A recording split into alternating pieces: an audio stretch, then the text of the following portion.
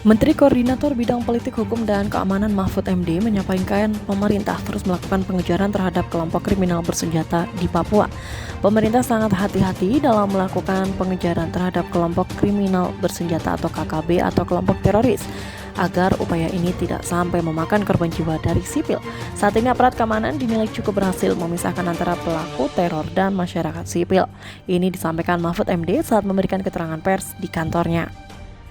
Mantan Ketua Mahkamah Konstitusi ini mengklaim penanganan konflik Papua meningkat, terlebih saat sudah ditetapkannya KKB sebagai kelompok teroris.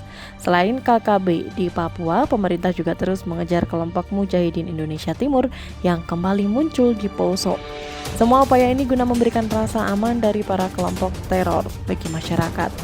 Aparat keamanan akan terus mengejar dan melumpuhkan para pelaku teror untuk melindungi masyarakat agar merasa aman dari tindakan teror yang dilakukan oleh kelompok kecil orang, tetapi mengganggu karena selama ini kita lebih mendahulukan pendekatan. Tapi udah puluhan tahun ini pendekatan yang kecil-kecil ini tidak sadar-sadar juga. Padahal yang besar itu, yang saya katakan lebih dari 90% itu sudah hidup damai, tidak ada masalah dengan republik ini.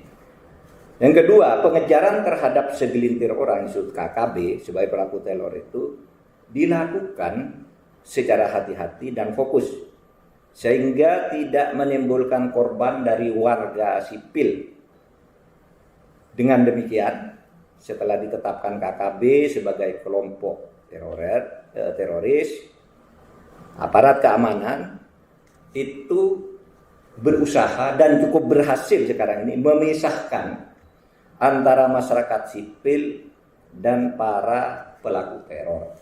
Jadi tugasnya itu memisahkan yang pokok.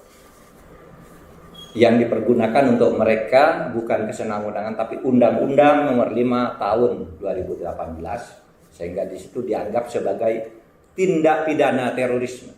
Bukan terorisme tapi tindak pidana terorisme. Artinya apa? Itu penegakan hukum yang nanti di dalam pelaksanaannya, pelaksanaan di depan polisi ada penebalan dari TNI berdasar kesepakatan, lalu pembangunan pada umumnya yang besar itu dilakukan oleh pemerintah.